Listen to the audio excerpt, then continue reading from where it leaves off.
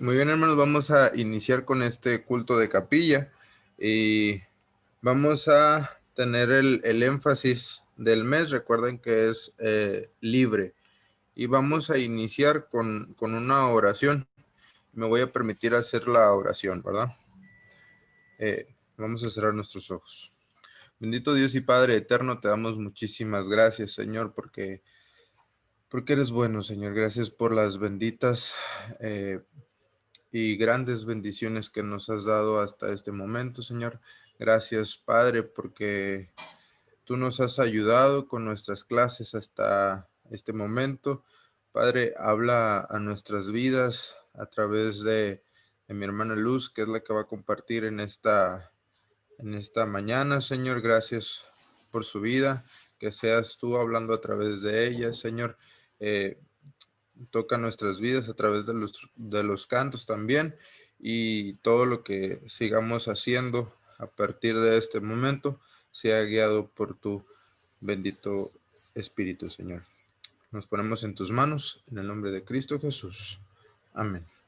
Vamos a tener una lectura bíblica en la cual va a estar basado el tema del día de hoy, y es en Efesios capítulo 4, del 1 al 16. Le voy a pedir a Neri que si lo puede leer, por favor. Dice: yo pues, presto en el Señor, os ruego que andéis como es digno de la vocación con que fuisteis llamados, con toda humildad y mansedumbre, soportándoos con paciencia los unos a los otros en amor, solícitos en guardar la unidad del Espíritu en el vínculo de la paz.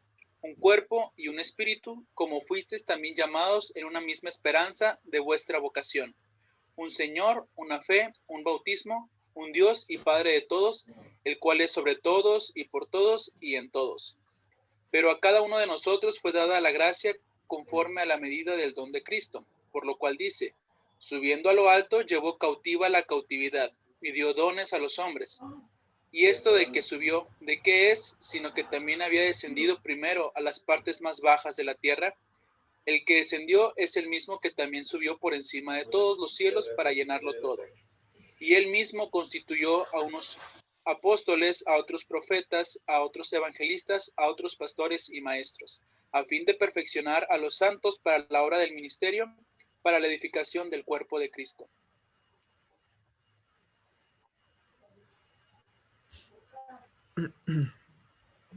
Hasta que todos lleguemos a la unidad de la fe y del conocimiento del Hijo de Dios, a un varón perfecto, a la medida de la estatura de la plenitud de Cristo, para que ya no seamos niños fluctuantes, llevados por doquiera de todo viento de doctrina, por estratagema de hombres que para engañar emplean con astucia las artimañas del error, sino que siguiendo la verdad en amor, crezcamos en todo en aquel que es la cabeza, esto es, Cristo, de quien todo el cuerpo, bien concertado y unido entre sí por todas las coyunturas que se ayudan mutuamente, según la actividad propia de cada miembro, recibe su crecimiento para ir edificándose en amor.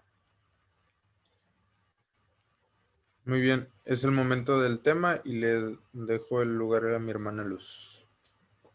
Pues es un gusto poder compartir con ustedes en esta mañana, ¿verdad? Estamos iniciando el año y hoy quiero compartir con ustedes sobre el capítulo de Efesios, y en muchas de nuestras Biblias este capítulo 4 inicia hablándonos de la unidad de la iglesia, ¿verdad? Habla de la unidad y lo está tomando desde el versículo 1 hasta el versículo 16, y posteriormente el capítulo continúa hablando de los hijos de luz.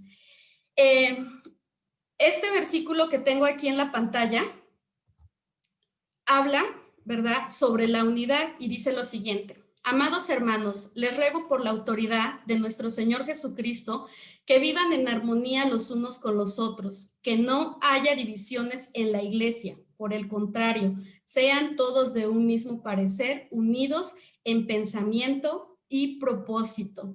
Aquí el apóstol Pablo, ¿verdad?, les está escribiendo a los corintios y les está diciendo que les ruega que por favor vivan en armonía los unos con los otros.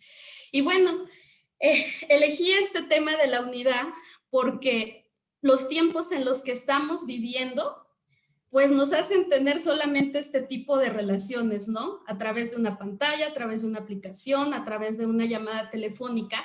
Y hay muchos de nosotros dentro de nuestras iglesias que necesitamos sentir ese apapacho de familia, necesitamos sentir que pertenecemos a alguien, que le pertenecemos a alguien y que seguimos siendo parte de la iglesia de Dios. Y a veces pareciera que esa unidad que físicamente nos cuesta mucho trabajo conseguir, pues ahora que no nos podemos ver físicamente es mucho más difícil. Voy a pasar la siguiente imagen y alguien me puede escribir en el chat si reconoce este lugar.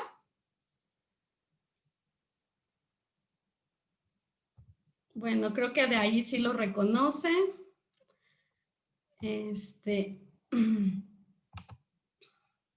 Ajá, ok, muy bien, chicos. Ya tienen 10 en geografía. Así es el edificio de las Naciones Unidas en Nueva York.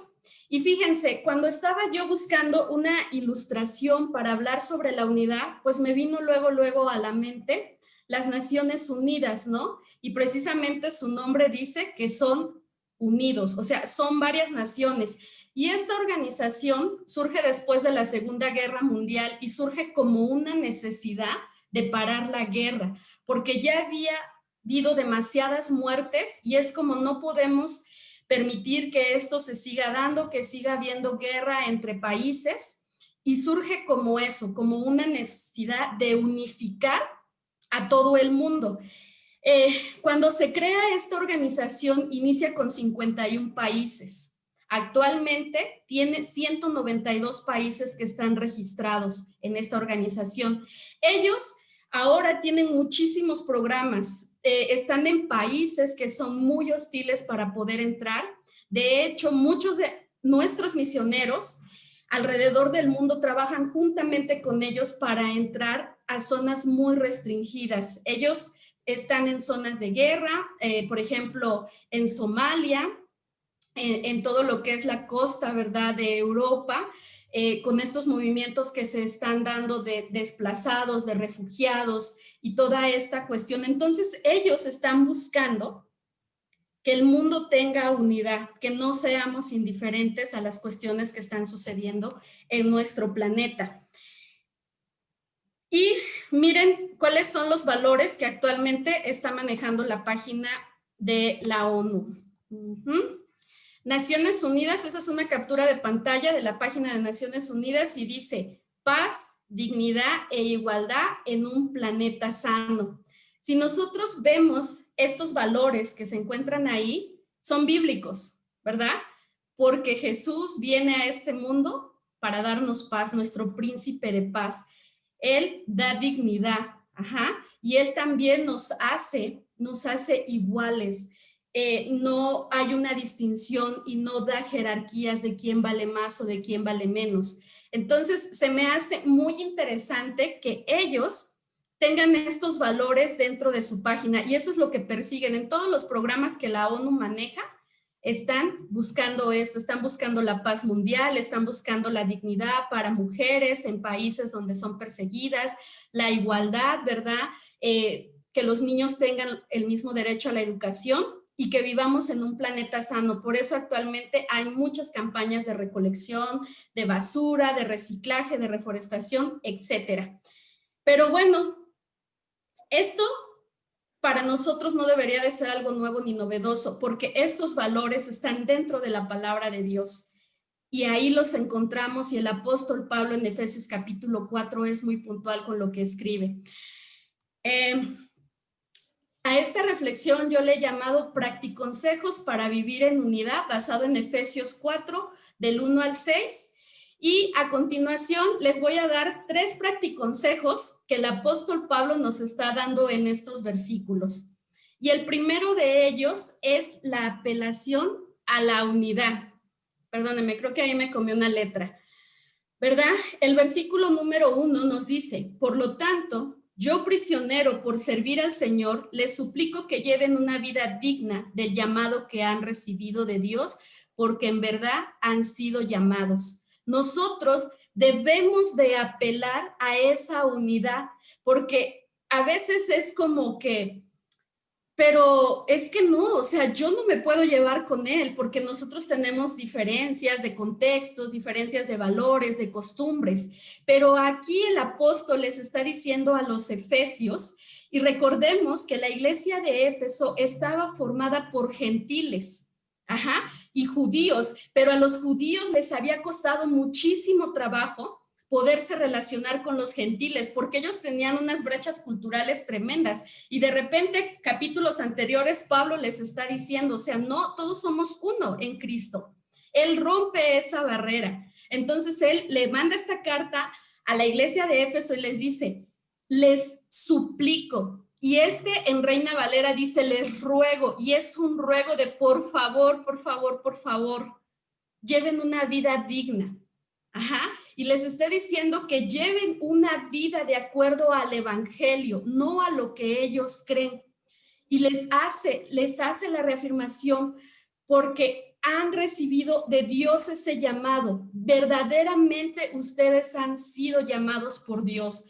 O sea, ya no existen más judíos ni gentiles, ahora todos somos uno. Entonces nosotros, hermanos, también debemos de apelar a eso, debemos de apelar a la unidad, recordando que debemos de vivir una vida digna.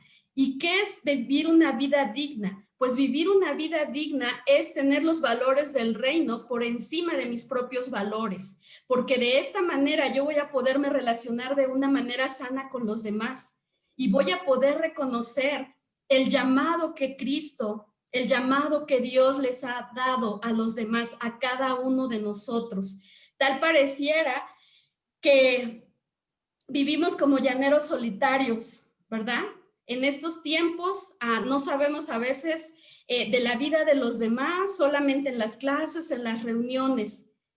Y a veces hemos puesto por encima de la obra, por encima del reino de Dios, nuestras propias convicciones en cuanto a nuestras propias ideas. Pero aquí Pablo dice, les ruego, por favor, que lleven una vida digna del llamado que Dios les ha dado. El segundo practiconsejo que tengo para ustedes son las cualidades que fundamentan la unidad, ¿verdad? En el versículo 2 y 3 dice lo siguiente, estoy usando NTV. Sean siempre humildes y amables, sean pacientes unos con otros y tolérense las faltas por amor. Hagan todo lo posible por mantenerse unidos en el espíritu y enlazados mediante la paz. Wow, aquí nos está dando cualidades que cada uno de nosotros debe de tener.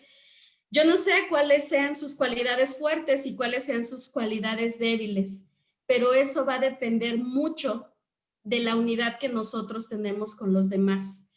La humildad, aquí Pablo está hablando, les está diciendo a ellos que sean humildes, y en ese tiempo ser humilde solo se ocupaba para la servidumbre, solo los esclavos podrían ser humildes. Pero él les está diciendo, tú debes de comportarte de una manera humilde, donde no dejes que tu orgullo y tu soberbia te ganen y sean más fuertes que la humildad. Entonces, tenemos el ejemplo más claro en cuanto a la humildad, ¿verdad? Jesucristo, al momento de lavarles los pies a los apóstoles, él les estaba mostrando una humildad que él quería que ellos llevaran afuera. Y a veces, dentro de nuestro círculo, dentro de nuestra comunidad del seminario, dentro de nuestras iglesias, esto es algo que falta muchísimo, porque en lugar de eso tenemos soberbia, tenemos orgullo, tenemos arrogancia. Dentro de nuestras clases nos podemos creer superiores a otros, ¿no? Y creer que siempre tenemos la razón o que somos los mejores en la parte ministerial. Pero dice él, para que tú busques la unidad, tienes que ser humilde, tienes que tener esa posición de siempre servir, que es lo contrario al orgullo y a la arrogancia. Y luego aquí lo pone como amables, pero en Reina Valera dice mansedumbre, sean mansos. Y muchos de nosotros nos falta como llegar a ese punto, ¿no? Y lo digo por mí, pero él dice, sean amables, o sea, amables con todos. Entonces debemos de tener mucho cuidado en nuestro comportamiento, mucho cuidado en cómo le hablamos a los demás. Y tal pareciera que en esta época un poquito más, ¿no? Porque están pasando muchas cosas al mismo tiempo. Entonces algunos hermanos están muy sensibles. Hay que ser mansos, mansos, mansos, ¿no? Y el ejemplo más grande que tenemos sobre la mansedumbre es Moisés. Y me encanta porque en un comentario que leía decía que la mansedumbre no te está diciendo que tú no te enojes. Dice, sí, enójate, pero en el momento correcto y con las personas correctas. O sea, no nada más te enojes a lo loco. Y sí, porque vemos en Moisés, ¿no? Moisés cuando el pueblo crea el becerro de oro, pues él se enoja y se enfurece y cosas así, pero él supo contener eso, él supo tener dominio propio y entonces ahí vemos reflejada la mansedumbre. Sean pacientes unos con otros y tolérense las faltas por amor. Paciencia. Aquí paciencia es igual a longanimidad. O sea que esta es una paciencia que no se agota, que debemos de ser pacientes todo el tiempo, pero a veces somos muy impacientes, nos desesperan nuestros compañeros que no entienden la tarea, que nos andan preguntando cómo lo van a hacer, nos desesperan nuestros maestros que a veces no les entendemos, nos desesperan los hermanos de la iglesia porque siguen haciendo prácticas y viviendo de cosas que no están bien y somos impacientes, ¿no? Y a veces quisiéramos que la gente fuera como nosotros. Y aquí el apóstol está diciendo, no, tú debes de tener una cualidad de paciencia. Tú debes de ser paciente, paciente todo el tiempo con las personas. Debes de aplicar eso en tu vida. Y termina cerrando que dice, tolérense las faltas por amor. Y esto suena muy fácil, pero llevarlo a la práctica es otra cosa, ¿verdad? Porque ¿a cuántos de nosotros no nos cuesta perdonar? Pero también nos cuesta pedir perdón, ¿no? Y entonces decimos, bueno, la palabra de Dios es clara, ¿no? En Juan cuando menciona, ámense los unos a los otros, en estos conocerán que son verdaderamente mis discípulos. Pero como diría Cantinflas en una de sus películas, tal pareciera que entendimos, ármense los unos contra los otros. Y es muchas veces porque no hemos entendido el amor de Dios. No hemos entendido lo que dice primera carta a los Corintios 13 sobre todas las cualidades que son el amor. Amamos de la manera en la que el mundo nos ha enseñado. Es bien fácil amar a las personas que nos aman, pero qué difícil es amar a aquellas a las que no toleramos, aquellas que no son iguales a nosotros. Es muy, muy difícil. Y si es difícil amarlas, por consiguiente va a ser difícil tolerarlas y difícil de perdonarlas. Pero recordemos que la muestra más grande de amor la tenemos en Cristo Jesús, que Él, a pesar de lo que nosotros somos, murió en una cruz por nosotros. Y que Dios, a pesar de lo que tú y yo somos, cada mañana nos muestra su amor y nos sigue diciendo que nos ama con amor eterno. Hagan todo lo posible por mantenerse unidos en el Espíritu y enlazados mediante la paz. El Espíritu que nos hace vivir en unidad es el Espíritu de Dios. Ni siquiera es usted, ni siquiera soy yo. Es el Espíritu, es una unidad que Dios está provocando. No nos unimos porque nosotros decimos, oh sí, vamos a ser todos unidos, sino que nosotros debemos de tener una correcta relación con el Padre para podernos relacionar de manera correcta con los demás, porque estamos unidos en un mismo espíritu y enlazados mediante la paz. ¿Y quién es nuestro príncipe de paz? Nuestro príncipe de paz es Jesucristo. Entonces, si Él nos ha mostrado lo que es la paz, Él nos está invitando a que nosotros estemos unidos por la paz, así como las Naciones Unidas, ¿verdad? Buscan alianzas, que los países sean unidos para poder tener paz, así deberíamos de ser nosotros. Deberíamos de buscar tener la paz para poder vivir la unidad que Dios quiere que experimentemos, porque todos fuimos bautizados en un mismo espíritu. Ya no existen judíos ni griegos, ahora todos somos un solo cuerpo. Y por último, el último practiconsejo que les quiero compartir es recordar que nosotros, chicos, hermanos, maestros, tenemos verdades que nos unen. Y estas verdades ni siquiera son de nosotros. Son verdades que la misma palabra de Dios nos ha dado. Pues hay un solo cuerpo y un solo espíritu, tal como ustedes fueron llamados a una misma esperanza gloriosa para el futuro. Hay un solo Señor, una sola fe, un solo bautismo y un solo Dios y Padre de todos, quien está sobre todos y en todos y vive por medio de todos. Aquí el apóstol Pablo nos está dando 7 verdades que nos hacen a nosotros vivir en unidad. Una es que somos un cuerpo, somos la iglesia, ¿verdad? No todos tenemos las mismas funciones. Dios nos ha dado dones y talentos preciosos a cada uno de nosotros para ponerlos al servicio de su iglesia, porque todos somos un solo cuerpo. Y del cuerpo, pues encontramos muchas ilustraciones dentro de la escritura, que la función del ojo no la va a hacer la mano, la del pie no la va a hacer la boca, sino que cada uno de nosotros tenemos una función dentro del cuerpo de Cristo, un espíritu, y ese es el Espíritu Santo, también que nos da unidad, ¿verdad? Y nosotros encontramos que Dios Padre, Dios Hijo y el Espíritu Santo, ellos viven en una correcta relación de unidad. Ninguno vale más que el otro, ninguno hace mayor trabajo que el otro. Ellos 3 tienen una perfecta relación y esa es la relación que Dios está buscando para nosotros. Una misma esperanza. ¿Quién de ustedes aquí tiene la esperanza de la eternidad? Todos, ¿verdad? Todos tenemos esa esperanza, porque eso es lo que nos une también. Sabemos que un día vamos a estar juntamente adorándole al Señor. Y por ahí decían, imagínense, si aquí no nos soportamos, pues quién sabe qué va a pasar en la eternidad con nosotros, porque ahí vamos a estar juntos todos.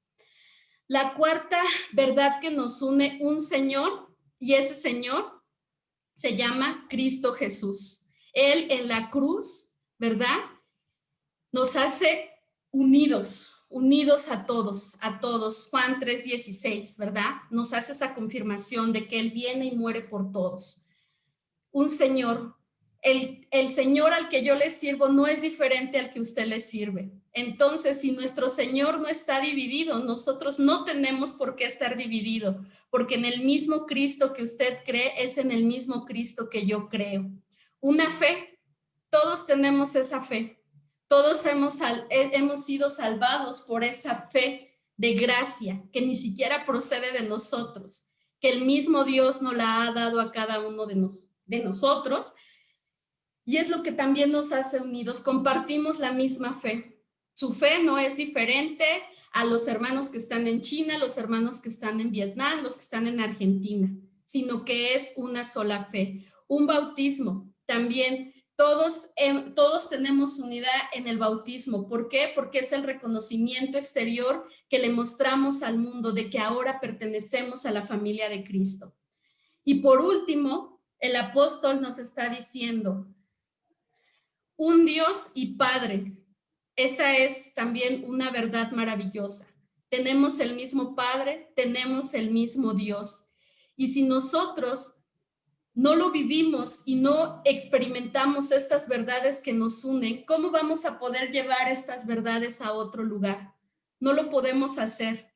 Nosotros hemos sido llamados a la reconciliación, hemos sido llamados a vivir en comunidad, a vivir en la unidad que ni siquiera viene de nosotros, sino que esa unidad nos la da Cristo Jesús.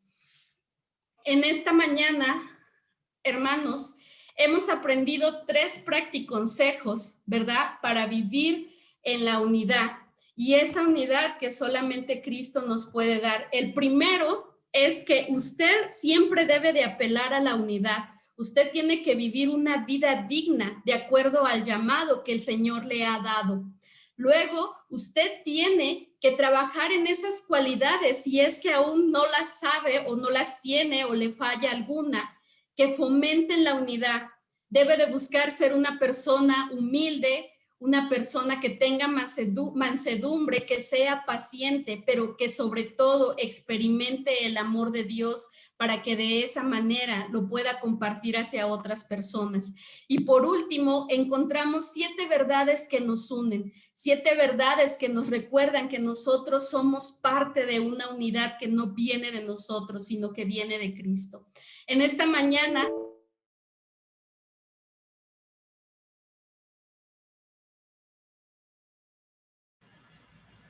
Bien, pues ya avisó mi hermana Luz que se quedó sin internet. De todas maneras, creo que ya iba a terminar. Indudablemente Dios habló en nuestras vidas. Damos gracias a Dios por la vida de mi hermana Luz. Bien, es el momento de los avisos, hermanos, y no sé si alguien tenga algún aviso.